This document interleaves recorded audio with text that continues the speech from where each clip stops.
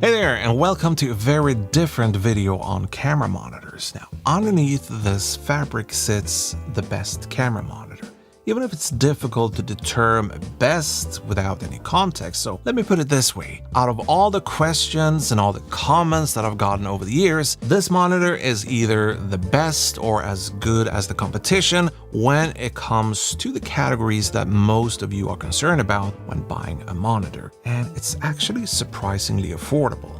Before the reveal, I just want to point out the fact that for some operators working in some areas of the industry, there's really no alternatives to monitors from Small HD or TV Logic, so on and so forth. I wouldn't call it industry standard, but more of an industry norm. So even if there's technically other options that would work, some parts of the industry are just locked into those monitor brands for various reasons and for good reasons. Anyway, let's take a look at the features that most of you people are the most concerned about when it comes to buying a monitor in no particular order. But here's number one. Is it color accurate? Well, yes, this monitor is actually incredibly color accurate. It supports hardware calibration and it can also self-calibrate. On top of that, we get a 10-bit panel with 22-bit internal processing, opposed to the 10-bit internal processing we see on monitors like the Small HD Cine 7, for instance, which costs a lot more than this one. So yeah, this monitor is incredibly color accurate, and on top of that, it also gives us a 1300:1 contrast ratio, which again is above average. So yeah, next. Does it have camera control and touch focus? Yes, this monitor has camera control and touch focus support over USB-C for a pretty vast amount of cameras, I might add. This here is the list. I will leave it up here for a couple of seconds so you can see if your camera is on that list. And most of you seem to prefer a wired USB-C connection over wireless when it comes to camera control and touch focus, so I guess we kind of checked that box too. And it can obviously power the camera over that USB-C connection. Is it going to be bright enough for outdoor use? At 3000 nit with a contrast ratio of 1300:1, this is actually going to be one of the brightest monitors that you can lay your hands on. So if you need that bit of extra brightness with great image integrity, even at peak brightness, this here is the ticket. And the last category before the grand reveal, is it reliable? Now, this has been my main monitor for the last year or so, and I've used it on a couple of 10 to 12 hour shoots outdoors in hot like 90s, 100-degree weather.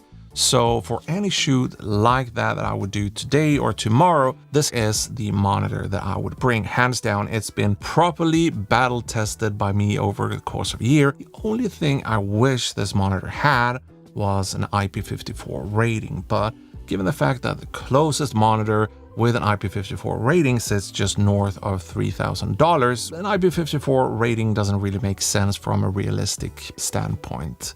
Now, without further ado, let's remove the cloth.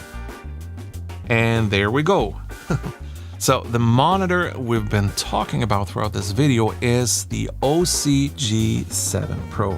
This monitor was actually released back in 2025, I believe, but it's still the monitor that I would rank as the best monitor, period, or the best kind of all-around monitor. It covers all the major pain points of today, like we got our color accuracy, check, we got brightness, check, we got camera control, touch focus, so on and so forth. Those are by far the overwhelmingly most popular or common things that I see people asking or worrying about when buying a monitor.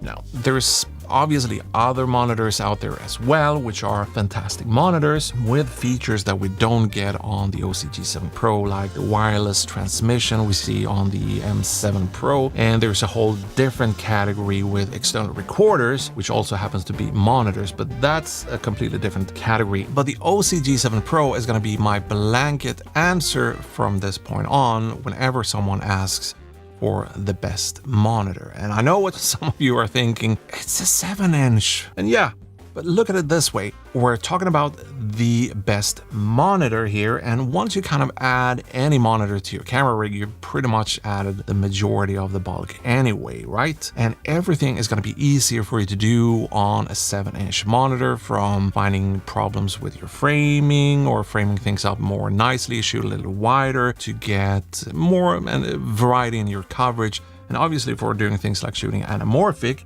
which a lot of people are doing these days. So everything is going to be easier on a 7-inch compared to a 5 or a 5.5 inch. I've been thinking and talking here at the same time that I actually enjoyed making this type of video where we talk about the product pretty much in blind to see what it does, how it performs, and whether that's interesting or good enough for you, for me, or for anyone else. So maybe we should try this on more products from now on. Maybe we should start with doing the best 5.5-inch monitor if there's interest for that type of video. Let me know in the comment section if you think that's a good idea. Also want to say that if you want to learn more about the Osee G7 Pro, check out the links down below. There's going to be a link to my full review of this monitor and some links where you can buy this monitor. Right now it's $4.99, which is actually crazy. I think it was $7.99 or something when it was released. So yeah, that's gonna be it. Use those links to have some more fun. Thank you, and I'll see you in the next one. Goodbye, sirs.